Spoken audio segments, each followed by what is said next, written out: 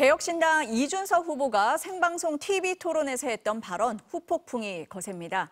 이준석 후보가 어제 반박 기자회견을 하면서 파장이 더 커지고 있습니다.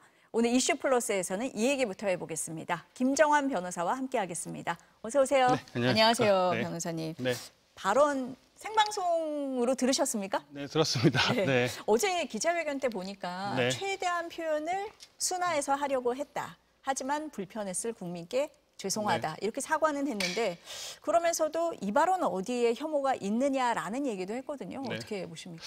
뭐 이제 지금 이준석 후보가 하고 있는 선거 캠페인과 계엄 과정에서 했던 말들을 제가 빗대어서 말씀을 드리면 이준석 후보의 지금 해당 발언은 압도적으로 구태하고 시끄러웠다라고 저는 요약할 수 있다고 생각합니다.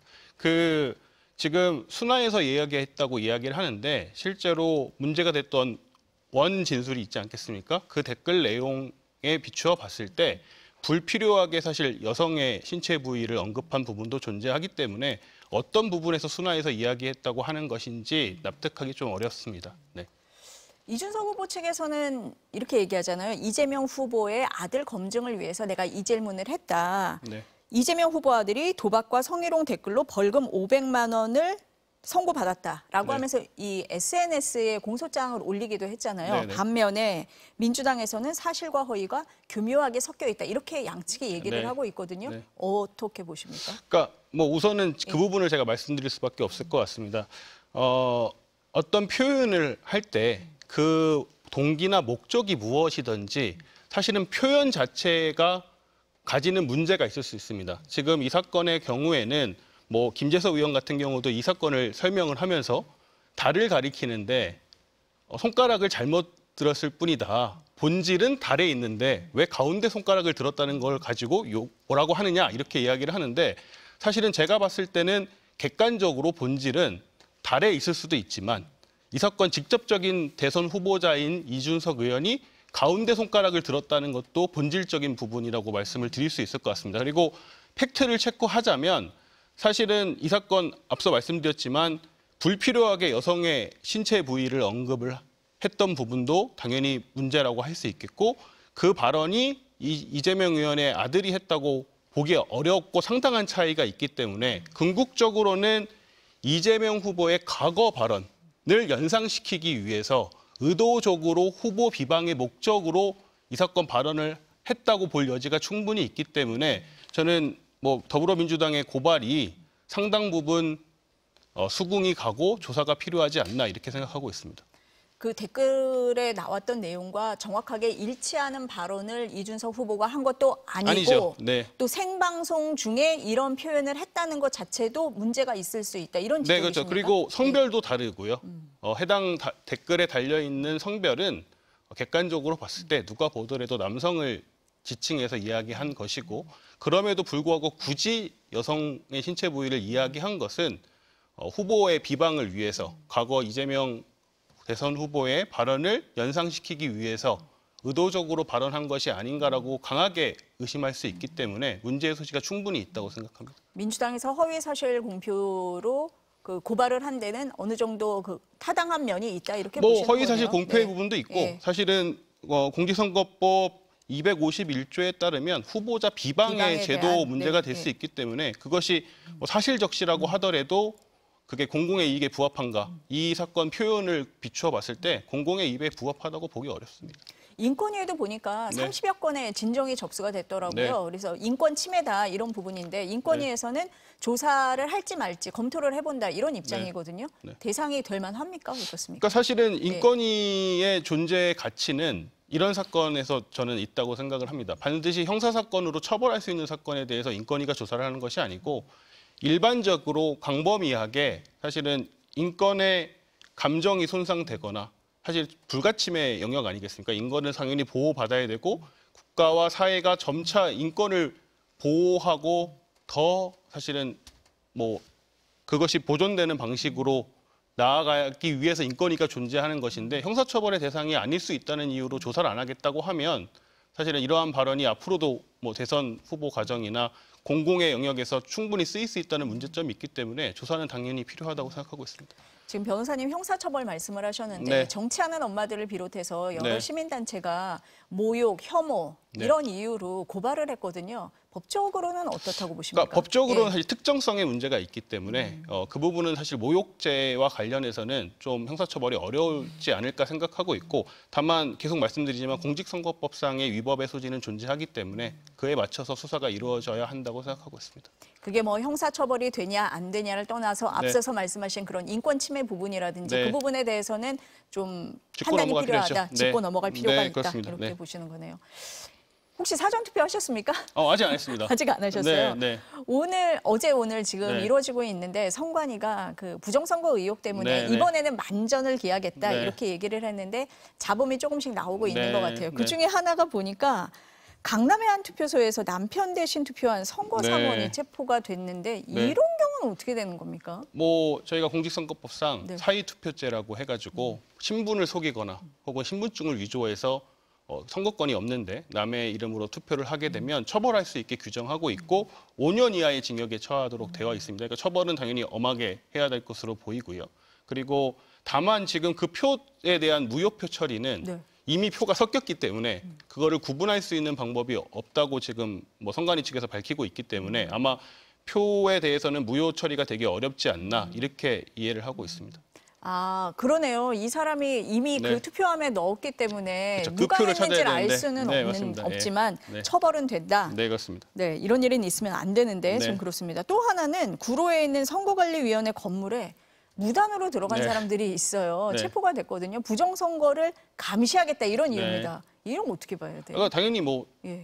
현행법상 사실은 허용될 수 없는 이야기고 네. 특수건조물 침입죄까지 의율할 수 있을 정도의 중한 죄라고 보시면 될 것 같습니다.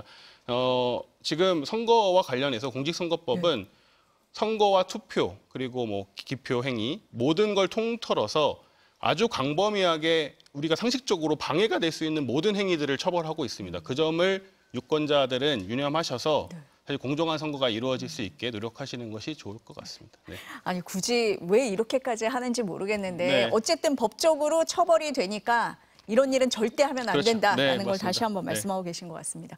내란 수사 얘기 좀 네. 해보겠습니다. 지금 보니까 속도가 좀 나고 있는 것 같은데 한덕수 전 국무총리, 최상목 전 경제부총리 모두 출국 금지가 됐잖아요. 네, 네. 뭐 많이 보도가 나왔습니다만 대통령실 CCTV를 확인했더니 네. 그동안의 진술과 다르다.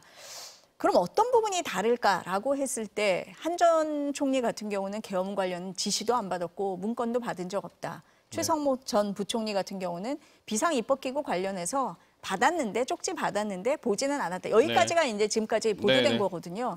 어떤 부분 때문에 지금 검찰이 주목하고 있다 이렇게 보십니까? 그러니까 지금 일반적인 형법의 다른 범죄와 다르게 저희가 이제 방조라고 하면 사실은 그냥 묵도하고 방치하고 이런 것을 방조라고 생각하기 쉬운데 형법상의 방조는 좀 다른 개념입니다. 그러니까 범죄를 어느 정도 도와주는 개념이 들어가야 방조 행위가 성립된다고 보기 때문에 일반적으로는 그러한데 사실은 내란의 경우에는 지금 부하 수행이라는 조문 자체가 들어 있습니다. 그러니까 지금 87조 각 3호에 부하 수행한 자도 처벌할 수 있도록 되어 있습니다. 그 부하 수행이라는 것은 뭐 해석을 하면 그냥 방관하고 말리지 않고 줏대 없이 따라가고 하는 행위를 다 처벌하도록 되어 있습니다. 그러니까 지금 한덕수 국무총리나 뭐 최상목의 경우에도 본인이 포고령을 받다고 이야기한다던가 쪽지를 받는데 그거에 나아가서 방치하고 말리지 않았다. 적극적으로 그 행위를 아예 하지 않았다가 되지 않으면 처벌을 받기 때문에 아마 방조의 개념에서 그것을 부인한 것이 아니고 처음부터 조문을 연구해서 내가 만약에 포고령을 받다고 한다던가 쪽지를 받다고 한다면 처벌받을 수 있다는 것을 인지하고 있었기 때문에 그러한 진술을 지금까지 해왔던 것으로 보이고 CCTV에 포고령을 본 내용이나 혹은 쪽지를 충분히 검토한 내용이 확인이 된다면 혐의가 당연히 농후해졌다고 볼 수 있을 것 같습니다. 그런 부분에 초점을 맞춰서 네. 검찰은 지금 보고 네. 있을 거다 네, 이렇게 네. 보시는 거네요. 그 경찰이 경호처 비화폰 서버 기록도 1년치를 지금 복구를 했잖아요. 네, 네. 그러니까 계엄 전후 요 짧은 기간이 아니라 네. 1년치를 다 본다는 거예요. 네. 그러면은 이게 언제부터 시작이 됐는지 그 연결고리를 좀 찾을 수 있습니까? 이 서버 기록만으로 어떻게 보세요? 그런데 일단 예. 통화 내역은 존재를 할 것이고 문자의 내역도 존재를 할 것입니다. 그러니까 지금 이 사건과 관련해서 주요 국무총리 혹은 국무위원이 아님에도 불구하고 비아폰을 가졌던 인원들이 지금 밝혀지고 있지 않습니까? 있죠. 예를 들어 예. 노상원을 비롯해서. 네. 그런데 그 인원들과의 연락이 사실은 상당히 이전 시간부터 이루어졌다고 하면 이 사건 계엄이 상당히 오랫동안 준비가 되어 있었고 계획적으로 이루어졌다는 것을 입증할 수 있는 주요 증거가 되기 때문에 당연히 이 사건 비아폰 서버의 내역은 매우 중요한 증거가 될 수 있다고 생각을 하고 실제로 이제 이거는 여러 가지 뭐 썰이긴 하지만 여러 인사와 관련해서도 군 인사를 비롯해서 계엄이 상당히 오랫동안 준비됐다는 의혹은 있기 때문에 향후 밝혀져야 될 문제라고 생각입니다. 그리고 사실은 지금 하고 있는 내란 재판과 관련해서도 지금 변호인 측, 윤석열 전 대통령의 변호인 측은 공소사실 특정 얘기를 계속하고 있거든요. 언제 전화를 했는지, 언제 지시를 했는지 이런 부분이 특정되지 않았기 때문에 이 사건 범행이 입증되지 않았다. 혹은 공소기각을 구한다는 주장을 하고 있기 때문에 서버폰의 문자 내역이나 전화통화 내역은 매우 중요한 단서가 될 수 있다고 생각이 듭니다. 지금 변호사님이 그 윤석열 전 대통령 내란 재판을 말씀을 하셔서요. 검찰이 뒤늦게 네. 비화폰 서버기로 우리도 달라 이렇게 얘기를 네. 했었잖아요. 근데 네. 압수수색 영장이 발부가 네. 안 되니까 경호처의 협조를 받아서 뭐 오늘부터 지금 이제 서버기로 네. 받고 있다고 네. 합니다. 그러면은 그런 부분에도 내란 재판을 하는 데 있어서도 혐의를 밝히는 데 있어서도 중요한 증거가 된다. 중요할 수 이렇게. 있죠. 그러니까 네. 지금 뭐 계속 얘기가 나오고 있지만 비아폰에서 특별히 삭제한 부분이 홍장원 1차장과의 통화 내용을 삭제를 했다고 지금 밝혀지고 있지 않겠습니까?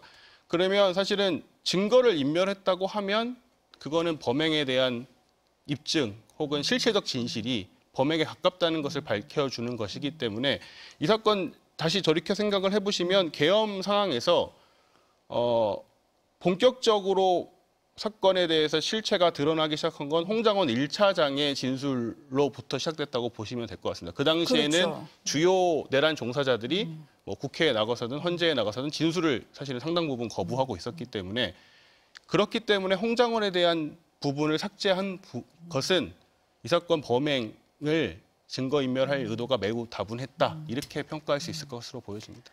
지금 변호사님 말씀하신 부분이 이제 원격 삭제된 네. 부분, 그날이 12월 6일인데 네. 홍장원 전 1차장이 국회에 나가서 폭로를 한 그날이잖아요. 그날입니다. 네. 그러면은 그게 삭제가 됐다는 건 뭔가를 감추려고 한 거다. 증거인멸에 대한 수사가 필요한 거고 윤 전 대통령의 지시까지 있었느냐 이 부분을 지금 네, 봐야 그렇죠. 된다 이런 그리고 말씀이시네요. 예를 들어서 이제 네. 윤석열 측은 네. 당시에 그런 가정을 했을 수 있습니다. 이 사건의 불리한 진술은 왜냐하면 대통령이기 때문에 대통령의 지시를 직접 받은 인원은 사실 몇 명 되지 않습니다. 그 중에 사실은 무고의 동기가 있다는 식으로 홍장원 차장을 몰고 가고 서버에 사실 통화 내역이 남지 않았으면 전화했다는 내용도 증명하기 어렵다는 취지의 큰 그림을 그렸을 수 있습니다. 그 당시에는. 그렇기 때문에 홍장원 1차장과의 대화 내용, 전화 통화 내역이 지워졌다는 것은 뭐 단순히 여러 공범 중에 일부의 증거를 인멸했다. 그거를 넘어서서 사실은 큰 의미가 있을 수도 있다고 생각을 하고 있습니다. 검찰이 뭐 오늘부터 확보를 한다고 하니까 이 네. 부분을 좀 지켜봐야겠네요. 네. 윤 전 대통령 수사나 뭐 재판은 이렇게 흘러가고 있는데 김건희 여사 관련된 수사도 속도를 내고 있는 네. 것 같아요. 그 네. 수행비서죠. 네. 유경옥 씨 USB를 확보를 했는데 압수수색을 했는데 네. 그 안에 윤 전 대통령, 김건희 여사 공동 인증서가 있었다는 네. 거잖아요. 네. 어떻게 봐야 됩니까? 그러니까 뭐 해명이 사실 일단 납득하기 어렵고요. 뭐 주민등록상에 이전을 하기 위해서 공인인증서를 맡겼다. 이 해명 자체를 사실은 납득할 국민들은 없을 거라고 생각이 듭니다. 그러면 사실은 광범위하게 경제적인 보통 이제 공인인증서가 경제적인 뭐 통장이라든가 혹은 금융 거래에 사용되는 것이 많기 때문에 그렇다면 뭐 윤석열 대통령이 예전에 박근혜 대통령 구속할 때 경제 공동체와 다를 것이 무엇이냐라는 생각을 할 수 있습니다. 실제로 USB를 맡겼고 이 사건과 관련된 건진법사의 뭐 사실은 뇌물 수수 네. 뭐 확인이 되지 않았지만 네. 어쨌든 물건을 수수한 건 맞으니까요. 이 비서까지는 갔잖아요. 네, 지금. 네, 그렇게 네. 얘기를 하고 있기 네, 때문에 네. 그러한 점을 고려해서 봤을 때는 매우 중요한 사실 참고인이다 이렇게 생각이 듭니다. 네. 이 수행비서에 대한 조사가 불가피한 그런 상황이고 당연히 김건희 여사까지 뭐 연결이 될 수 있다 이렇게 봐야겠네요. 당연히 그렇게 돼야 네. 된다고 생각이 네. 들고 사실은 당시의 현안을 봐야 될 것 같습니다. 그러니까 통일교 측에서 전달을 한 것으로 지금 얘기가 나오고 네. 있고 그런 뇌물이 대가성이 있는지 없는지, 뇌물임을 입증하려고 하면 대가성이 필요한데 당시 통일교의 현안이 무엇이었는지를 확인해 보고 그 현안이 처리되었거나 혹은 그 처리를 위해서 용산이 움직인 부분이 존재한다고 하면 그 뇌물과 관련된 입증은 어느 정도 가능하지 않을까 생각이 듭니다. 대가성 부분도 좀 짚어야 된다. 이런 당연히 그렇죠. 말씀이시네요. 왜냐하면 지금 왜냐하면 사실은 단순히 김영란법을 가지고는 처벌하지 못한다고 해서 지금 디올백 관련해서는 처벌하지 않은 전례가 됐죠. 있기 때문에 당연히 뇌물과 관련된 뭐 부분을 확인하기 위해서는 그 대가성 부분을 확인을 할 수밖에 없다. 네. 또 하나가 지금 도이치모터스 주가 조작 네. 의혹 수사도 다시 하고 있잖아요. 네, 네. 재수사를 하고 있는데 네. 관련자들을 다시 불렀는데 좀 진술이 좀 네. 달라지는 부분도 있는 것 네, 같습니다. 어떻게 봐야 됩니까, 이 사안은? 그러니까 뭐 이제 사실은 네. 누가 봐도 이상한 상황인 거죠. 누가 봐도 이상하다는 것은 네. 당시에 기소할 사람은 다 기소하고 불기소할 사람은 불기소하고 했는데 김건희 여사만을 놓고 사건을 묵히다가 나중에 사실은 불기소를 했단 말이죠. 그러면 사실 주요 지금 이제 검찰이 최초에 불기소할 때의 의견을 보면 단순히 통장을 빌려준 것은 맞는데 그 통정거래에 고의가 없었다, 인지가 없었다 이런 취지 아니겠습니까? 결국엔.